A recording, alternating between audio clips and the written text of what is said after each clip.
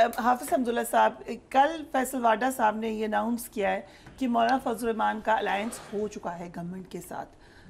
دیکھیں بات یہ ایک تو فیصل واڈا کا ہمارے لیے محترم ہے، اگر وہ آج ہوتے تو بہت اچھا ہوتا۔ پتہ نہیں ان کو یہ پوشیدہ اور راز کی باتیں کیسے معلوم ہے، ٹھیک ہو جاتی ہیں۔ اور دوسری بات یہ ہے کہ وہ جن ہے یا کیا بلا ہے کہ راز کی باتیں ان کو معلوم ہوتے ہیں۔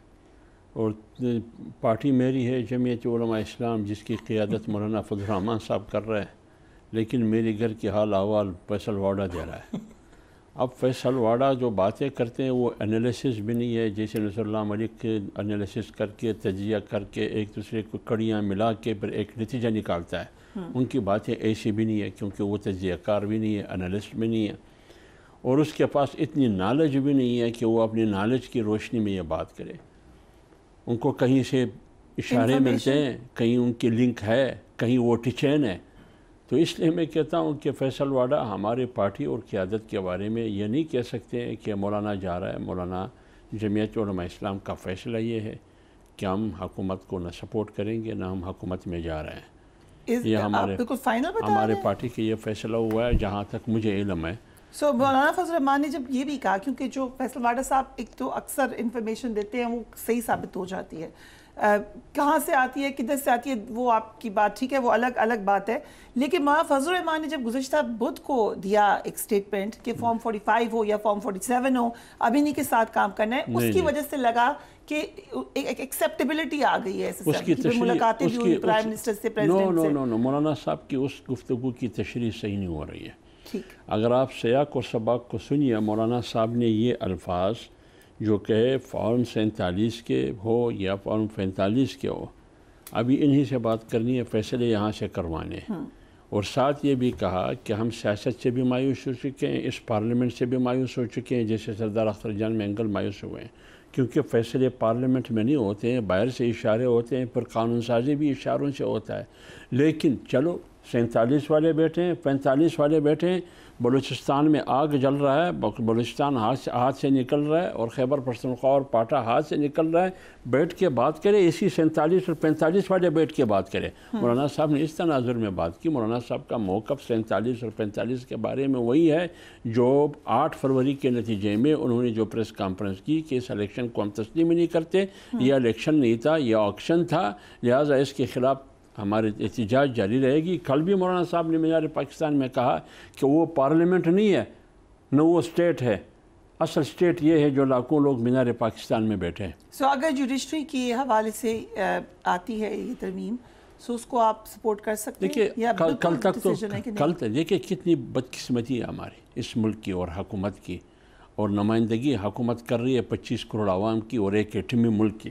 کل تک حکومت کے جتنے بھی بڑے چھوٹے تھے سب انکار کرتے رہے کہ کوئی ایکسٹینشن کی بات نہیں ہے، ججز کی ایکسٹینشن کی کوئی اس قسم کی قانون سازی نہیں ہے، البتہ ججز کی تعداد میں اضافہ ہو سکتا ہے۔ تو یہ تو کل تک انکاری تھے۔ یہ تو آج چیف جسٹس سے جب سوال کیا گیا قاضی فائز عصام سے، انہوں نے کہا کہ میں قطعاً ایکسٹینشن کے لیے تیار نہیں ہوں۔ اگر رانا ثناء اللہ صاحب بات کرتے ہیں تو رانا ثناء اللہ صاحب کو سامنے لے کے آؤ کہ میں نے اس کے سامنے کیا بات کی۔ جس جج نے ایکسٹینشن لینی ہے اور وہ لے، وہ اس کی مرضی، لیکن کم سے کم قاضی فائز عصام ایکسٹینشن لینے کے لیے تیار نہیں ہے۔ لیکن رانا ثناء صاحب نے بقول وہ سوال کے جواب میں جو صحافی نے کہا کہ رانا ثناء اللہ تو یہ کہہ رہا ہے کہ قاضی صاحب بھی تیار ہے، انہوں نے کہا کہ میں کب تیار ہوں۔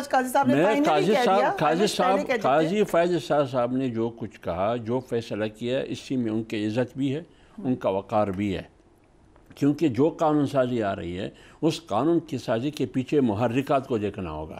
حکومت کو کیا مجبوری ہے؟ اگر فرض کرے وہ کہتے ہیں کیسز بہت زیادہ ہے، پتہ نہیں 1 لاکھ ہے، 2 لاکھ ہے، 3 لاکھ ہے، بابا یہ 1 لاکھ 2 لاکھ تو یہ 2 مہینے سے تو نہیں ہے، یہ تو سال سے ہے۔ پھر یہ کیسز تو بلوچستان میں بھی ہے، پنجاب میں بھی ہے، سندھ میں بھی ہے، ادھر بھی ہے۔ وہاں آپ کے پاس ویکنسیز پڑے، ان کو آپ بھر دیں، ججز کی تعیناتی کریں، وہاں آپ کرنے کے لیے تیار ہی نہیں ہے، تو پھر مجبوری بتاؤ کہ قانونی کیا مجبوری ہے۔ تیسری بات یہ ہے جب آپ ایکسٹینشن دیتے ہیں یا آپ اس کی مدت میں ریٹائرمنٹ کی مدت میں توسیع کرتے ہیں، ٹائمنگ کو بھی دیکھنا ہوگا نا، نیت کو بھی دیکھنا ہوگا، ان تمام چیزوں کو دیکھنا پڑتا ہے۔ تو جمعیت علماء اسلام کے سامنے ابھی تک یہ مسودہ آیا ہی نہیں ہے کہ وہ اس پر رائے دیں. افواہ, کل تک ہم کہتے تھے کہ یہ افواہ ہے, یہ افواہ ہے, آج کچھ چیزیں اثرات نظر آ رہی ہیں کہ یہ شاید آ جائے. ٹھیک کی بات ہو. نصر اللہ ملک صاحب, چیف جسٹس نے آج فائنلی کہہ دیا کہ ایکسٹینشن میں نے لینی نہیں ہے.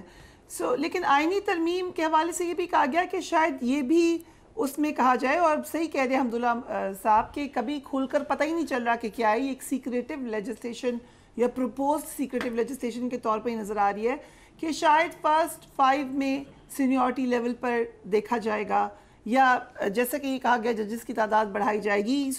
اس میں آپ کو لگ رہا ہے کہ JUIF شاید سائڈ کرے گورنمنٹ کے ساتھ؟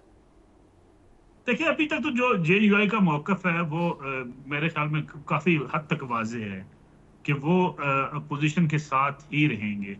حکومت کے ڈائلاگ ہوئے ہیں, حکومت اپنے طور پہ دعویٰ کر رہی ہے کہ شاید مولانا کو وہ منانے میں کامیاب ہو جائیں گے, لیکن یقینی بات ہے ڈیسیژن JUI کا اپنا ہوگا. JUI دیکھے گی کہ کس صورتحال میں کس طرح انہوں نے فیصلہ کرنا ہے.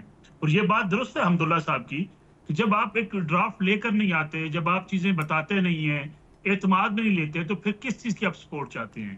جب تک میرے خیال میں حکمران جماعت نے یہ غلطی کی ہے کہ اگر وہ کسی کے پاس جا رہے تھے, مذاکرات کر رہے تھے, تو ان کو اعتماد میں لیتے کہ ہم ان چیزوں کے حوالے سے بھی آپ کی سپورٹ چاہتے ہیں. میرے خیال میں قاضی فائز عیسیٰ کو اکیلے ایکسٹینشن کا جو دینے کا معاملہ تھا وہ قاضی صاحب نے انکار کر دیا تھا. اب یہ ہو سکتا ہے کہ کہیں ٹینور جو ہے وہ کر دیا جائے چیف جسٹس آف پاکستان کا, تو اس سے وہ مستفید ہو سکتے ہیں. جو بھی آنے والا چیف جسٹس ہوگا اس کی مدت جو ہے وہ 3 سال ہو سکتی ہے. لیکن سوال یہ پیدا ہوتا ہے, دیکھیں اصل مسئلہ کیا ہے. سیاسی جماعتوں کو میں سمجھتا ہوں اب کھل کے اپنے اندر جو ہے وہ ایک اصلاحات لانی پڑیں گی. سیاسی جماعتوں کو عوام کو اعتماد میں لینے کے لیے ایسی کوئی بھی قانون سازی ہو وہ پبلکلی بتانی پڑے گی. ہم یہ کرنا چاہتے ہیں, ہمارے یہ موٹیوز ہیں, ہماری یہ ضروریات ہیں. بدقسمتی سے حمداللہ صاحب اور نعیم صاحب میرے لیے بڑے قابل احترام ہیں. ہم سیاسی جماعتوں کے حوالے سے بات کرتے ہیں, لوگ ہمیں شاید غصہ کر جاتے ہیں. آپ مجھے بتائیے کس سیاسی جماعت کے اندر یعنی یہ کوشش کی گئی, بڑی ہم سیاسی جماعتوں کی بات کر لیتے ہیں, تو 3 بڑی سیاسی جماعتیں جو اقتدار میں رہی ہیں. مولانا فضل الرحمان تو وزیر اعظم نہیں رہے, PTI وزیر اعظم بھی رہی ہے, JUI اپنا پیپلز پارٹی وزارت عظمیٰ ان کے پاس رہی, مسلم لیگ نواز کے پاس حکومتیں رہی. کبھی ایجنڈا رہا حکومتوں کا, سیاسی جماعتوں کا, کہ ہم نے اپنی پرفارمنس بہتر کر کے اسٹیبلشمنٹ کو پیچھے دھکیلنا ہے.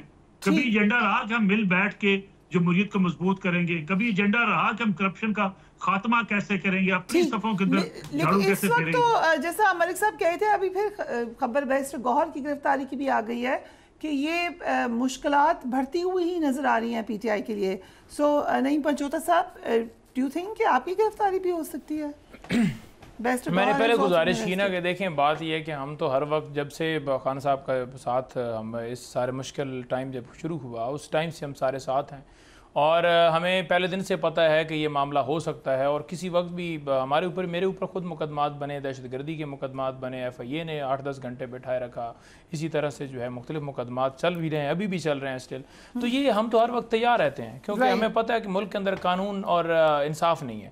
تو ہم اسی قانون اور آئین کی بالادستی کے لیے اس وقت جو ہے وہ فائٹ کر رہے ہیں, اور انشاءاللہ تعالیٰ قانون کے اندر رہ کر کریں گے. اور انشاءاللہ یہ حافظ حمداللہ صاحب, ان گرفتاریوں کا فائدہ نظر آ رہا ہے؟ میرے خیال میں یہ جتنی بھی گرفتاریاں کرتے ہیں اس کا فائدہ PTI کو پہنچتا ہے, اس سے حکومت کمزور ہوگی. اور دوسری بات یہ, میرے خیال پارلیمنٹ میں یہ قانون بھی بنی ہے, جب بھی آپ کسی پارلیمنٹرین کو گرفتار کریں گے تو سب سے پہلے اسپیکر کو بتانا ہوگا, بالکل, اس کے بعد آپ گرفتار کر سکتے ہیں. تو یہ اندھیر نگری ہے, میرے خیال میں یہ لا قانونیت ہے, اس کی تو میں بالکل حمایت نہیں کر سکتا.